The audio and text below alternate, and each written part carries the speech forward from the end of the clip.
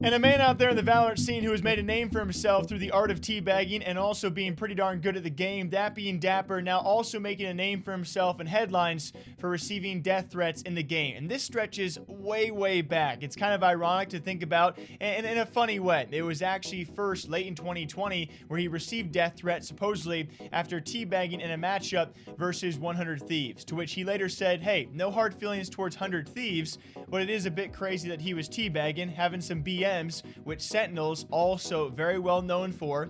The little stutter, you guys know what I'm trying to do there, oddly enough. But yes, receiving death threats there. Now fast forward, it seems that yet again he is receiving death threats, maybe not for teabagging, but for doing some other BMs or some funny plays against a Brazilian lineup known as the Vikings at Iceland. Now, first, before I play you that, where he explains it, also at Iceland, during a press conference, he was funnily enough asked what it feels like to teabag on LAN, which is probably like one of the best interview questions I've ever heard. So my question's actually for Dapr specifically. I spoke to you earlier just before you left for Iceland, and you told me that you were gonna continue your kind of BM play style against some of your opponents. And now that you've played on LAN, I just have to ask, how does it feel teabagging on LAN? What's the hit reg like on some of those teabags?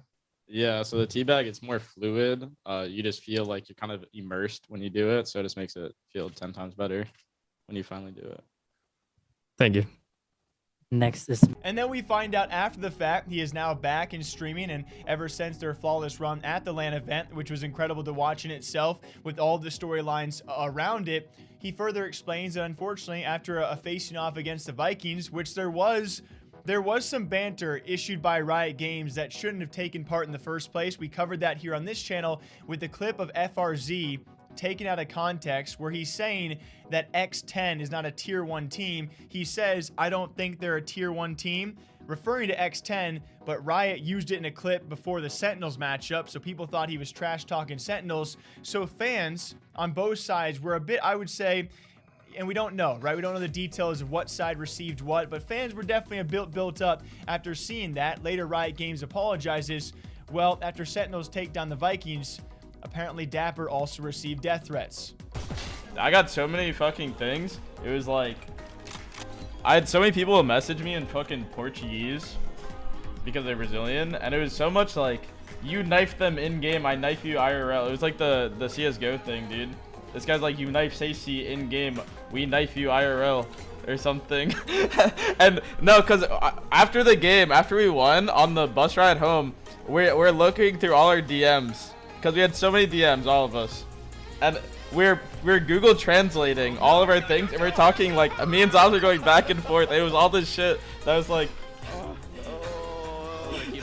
I cannot believe you ugly try to knife my teammate or like my player or something. It was like, dude.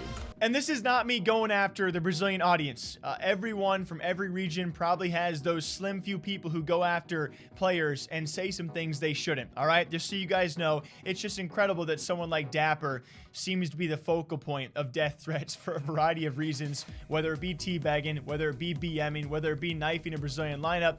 The dude has gone full circle and has certainly made a great name for himself, and it seems like he handles it pretty well, but it's always crazy to realize that some people out there, some fans of a video game team, are willing to type those messages out and say, yo, you're knifing someone in game, I'm gonna knife you in real life. I want to see these people in real life, which is kind of the last point I want to talk about.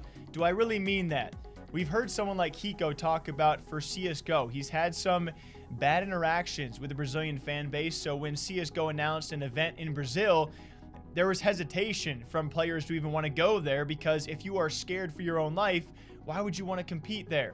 So if Valorant ever has an event in Brazil, which I imagine is somewhere in Riot Games' future books, will these players hesitate to go after receiving these kind of death threats is the kind of question that crosses my mind. I don't know if Dapper's worried about that kind of stuff, but either way, what do you guys think about it? Drink up until next time, all right? You stay hydrated. I'll catch you back here sometime soon. Okay, bye.